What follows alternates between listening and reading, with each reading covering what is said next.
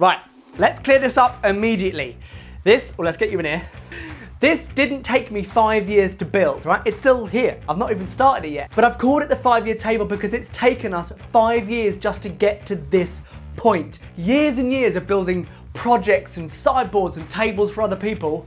It's our turn now, all right? It's our turn. But I'll explain once I've sifted through this wood, this very expensive white oak wood. It's gonna be beautiful. It's gonna be worth it. Do you want to know how much it cost? I'll tell you what, let me know what you think how much it cost in the comments below, and then I'll tell you at the end of the video. Deal? Right, let's get started.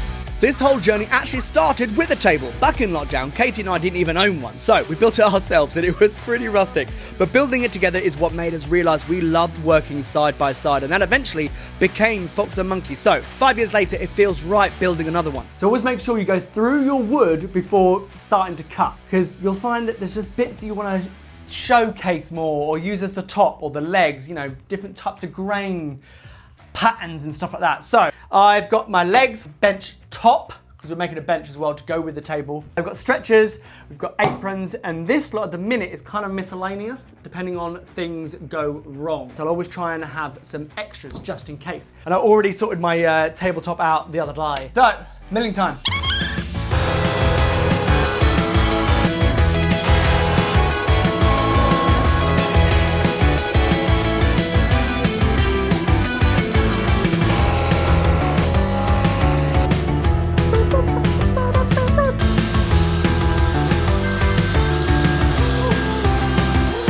I think the dust collector's full.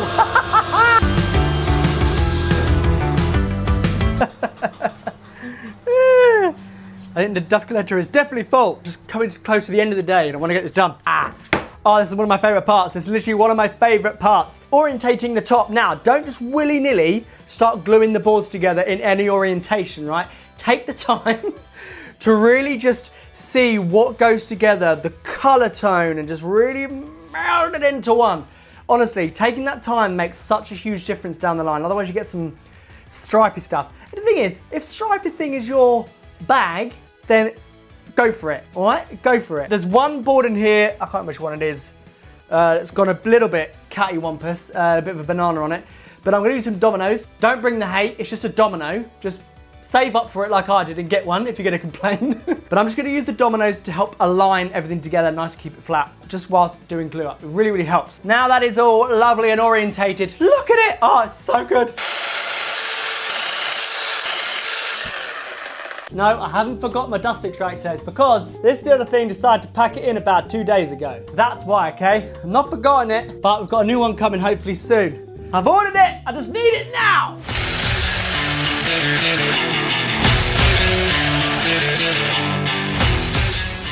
I've just realised, am I not like a real woodworker, a woodworking YouTuber? Wow, I don't do the Bourbon Moth hip thrust. I think my bench is too high, hold on. I have to go on my tippy toes. That's right there, mate. I just need a smaller workbench.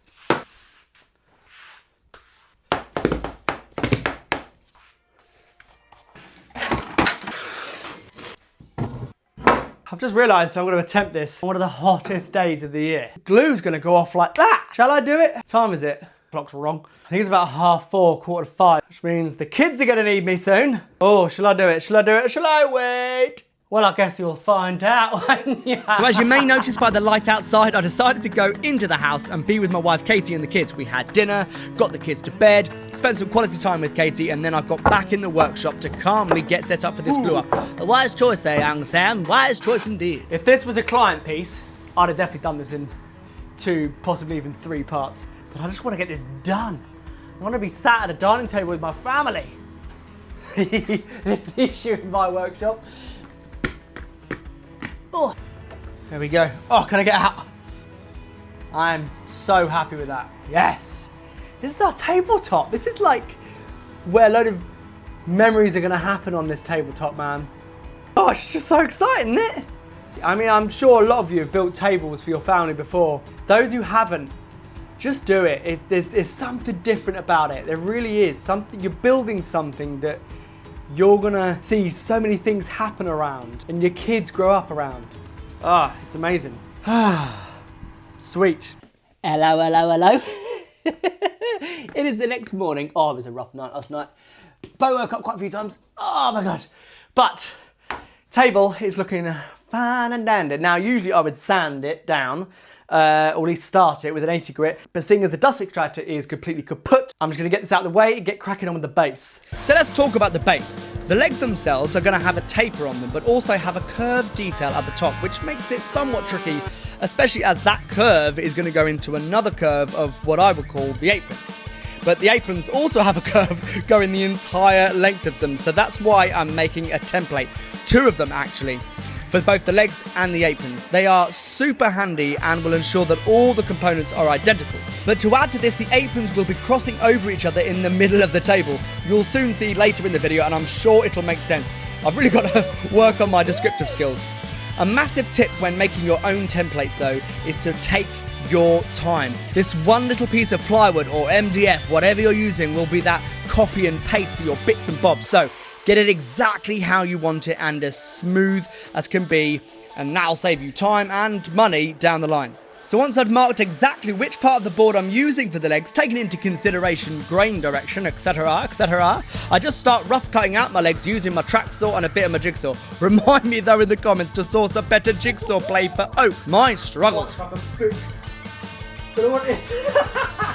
Then all that was left before getting to use my templates was to make a straight cut on all the back parts of the legs, and that'll be used as a reference point for a quick jig that I made that'll cut the top and bottom angles for the legs.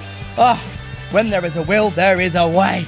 But look, now I know the top and bottom angles are going to be exactly the same. I was quite impressed with myself, you know.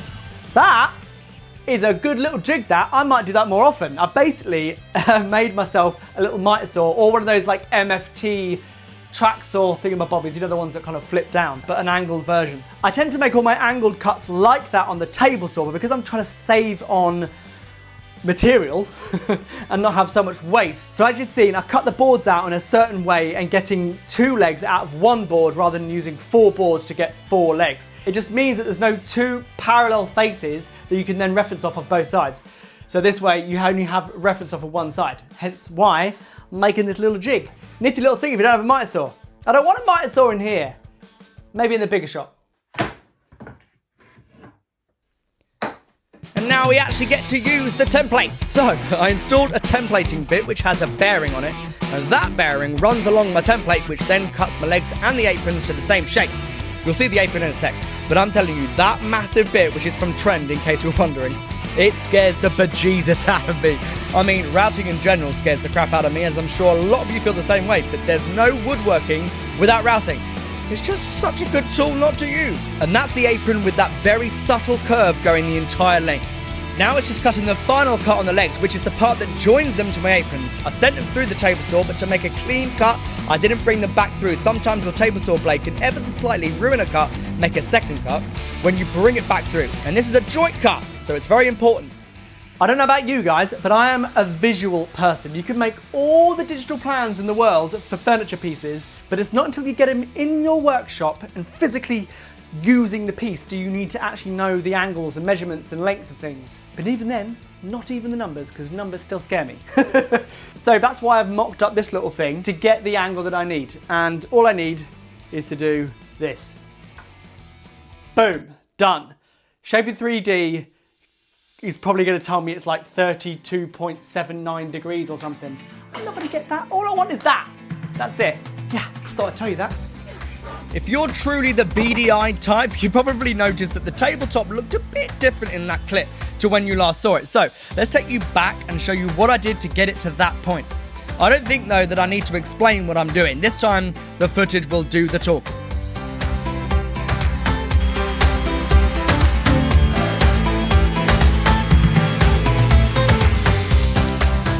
So 4 curvy corners cut after sanding with 80 grit for now, and then we're back to where I placed the legs on, which, FYI, aren't glued up just yet, only dry fitted. And then we're back to where I'm figuring out that angle. And then just like magic, I also figured out how to make the cross-lap cuts with another little nifty jig. But did it work?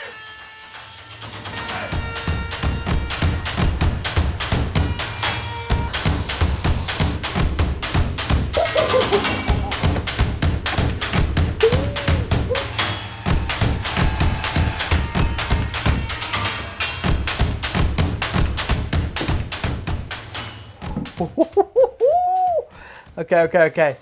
Yeah. Oh. You know what? Here's the test though. That is the test. It is though, if I'm honest, ever so slightly on the looser side that I'd like. But that is definitely still strong enough for a joint like that. If it was a client piece, maybe I'd rejig some things. Take a little bit more time on that jig, maybe. But that, so what, that is good enough. Yes!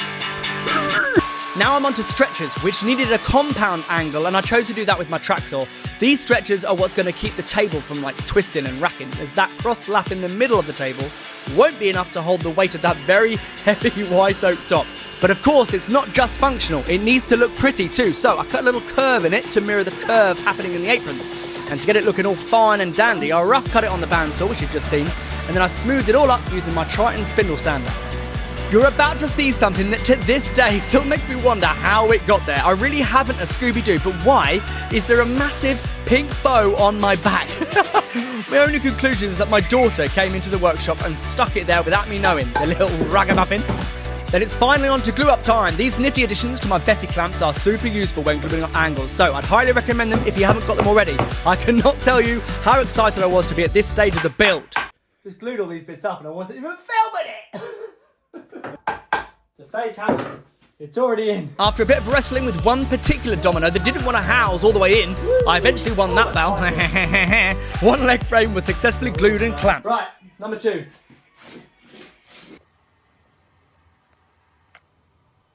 Do you remember what's funny about this build? 5 years ago, the thing that started Fox and Monkey was a table as well, and Katie has absolutely no idea what this one looks like. She's not even seen the plans.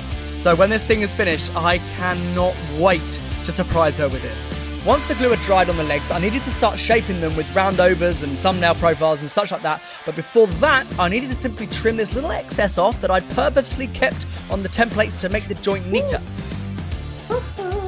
On the outside, or the back of the legs, I used a big-ish roundover and used the whole thing full depth, but on the inside edges, I used an even bigger roundover bit, but didn't have it set to full depth. This creates what's called a thumbnail profile, and these two together, I believe, created a really wicked detail once it was sanded down and the finish applied. Right, it is time for the all-important glue up of the legs. I've done my dress rehearsal, and that's what I like to call it, a dress rehearsal for the ex-actor in me, of the leg glue up, just without the glue. So you practice just without the glue. Highly recommend, because it now means I've got all my clamps where they need to be. I'm not rushing around trying to find clamps, even though I know I've got them all stacked up. But anyway, this particular leg design is quite tricky to do a glue up, purely because of these stretchers. Trying to get them in after putting cross lap in, but there's enough wiggle room to stretch the legs apart to then get these in place. Really trying to use my words carefully here, to then get the dominoes in and then clamp it all up. Wish me luck. You might go in and around everywhere because I ain't got anyone else filming, so it's just me, you guys, and a tripod. So bear with, and I've got to film it for Instagram as well. Bloody social media. Ah, I think I'm going to start with the stretchers.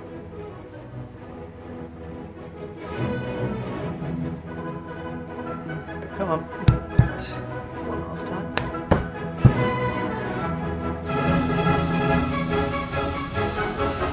That'll do.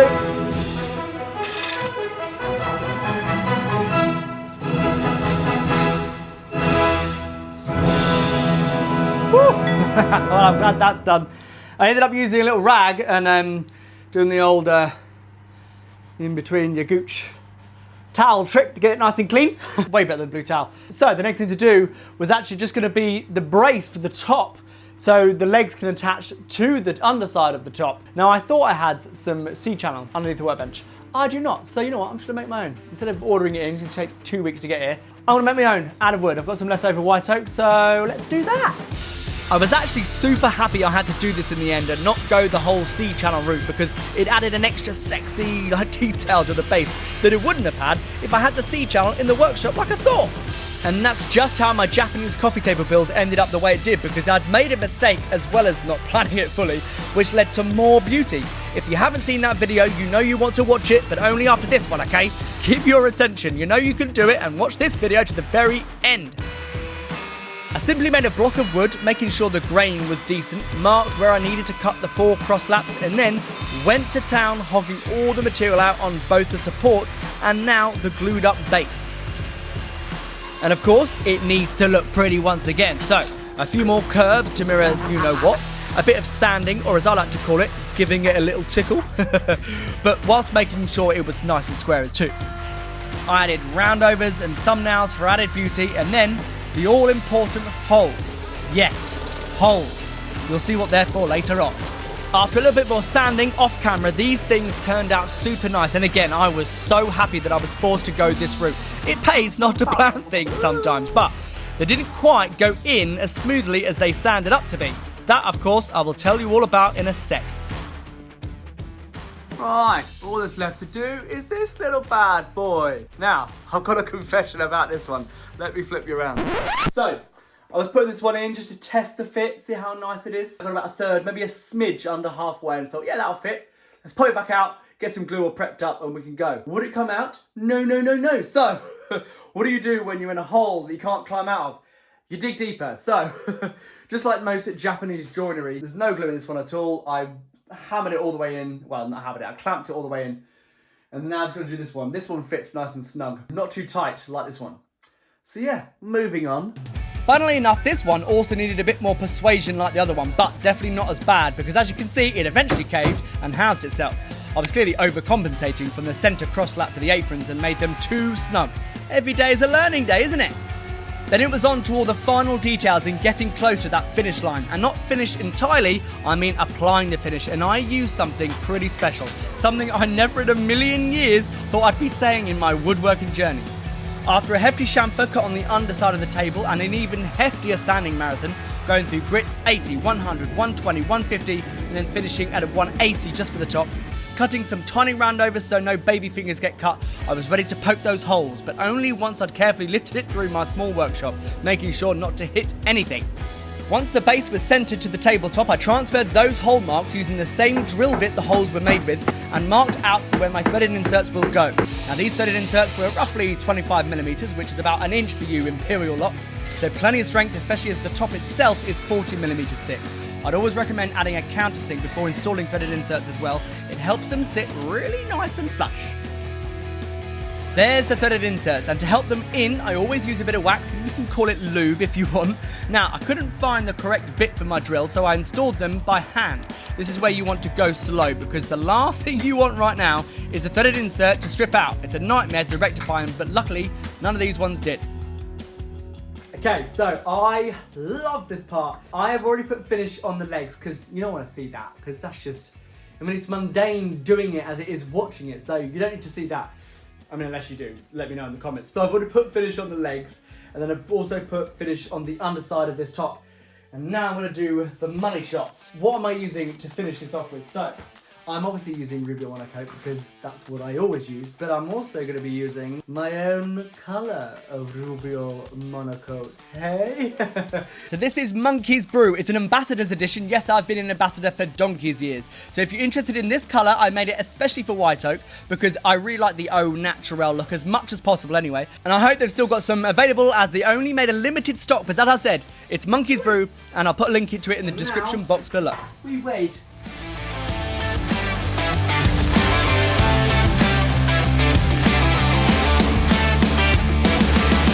Monkey's Brew. Who'd have thought? I have my own colour. My own wood finish colour. Oh god. So I'm using an M10 washer. This one's like 20mm wide. That will go straight in there. And then I'm using an M8 bolt. Can you hear this? Wiggle room. That's what you want. So that will allow for the top to expand and contract over the season. So, washer, bolt. Thread insert. Nice and easy. Just like that. Perfect! Right, let's get this thing flipped and then I'll show you the whole thing in all its beauty. Now remember, this has been 5 years in the making for this table. But the truth is, it's not really about the table. It's about the last 5 years, because back then, Katie and I had absolutely no idea we were about to start a journey that led to this.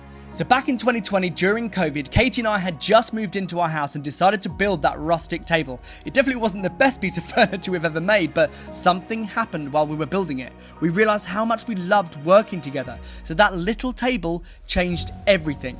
Not long after that, Fox and Monkey was born, and suddenly we were building furniture left, right and centre, learning business as we went, making mistakes, figuring things out. Some pieces worked beautifully and some pieces definitely taught us a few lessons.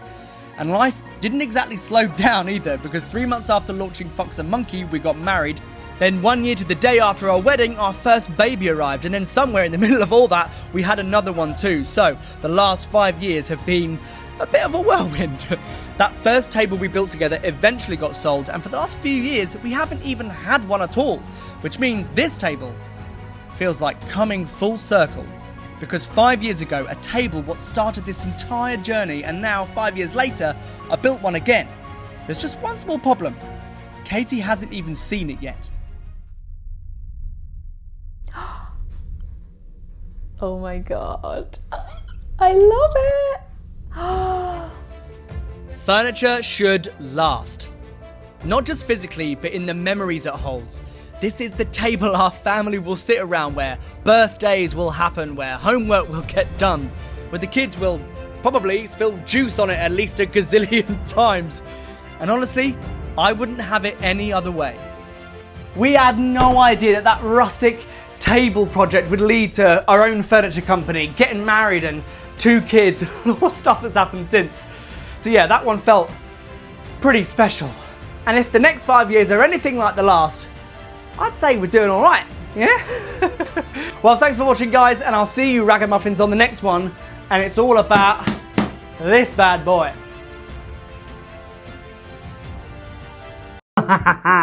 You stuck around, haven't you? Because you are so determined to know how much that would cost, and I don't blame you. So, for being a good sport and watching to the end of the video, thank you so much for doing so, and I hope you didn't just fast forward to this particular point.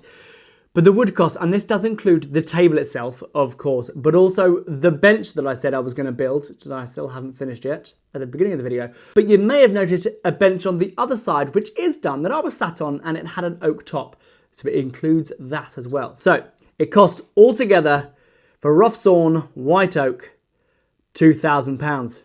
I know. It's like a mini mortgage, but it was so worth it. So worth it. No, it truly was.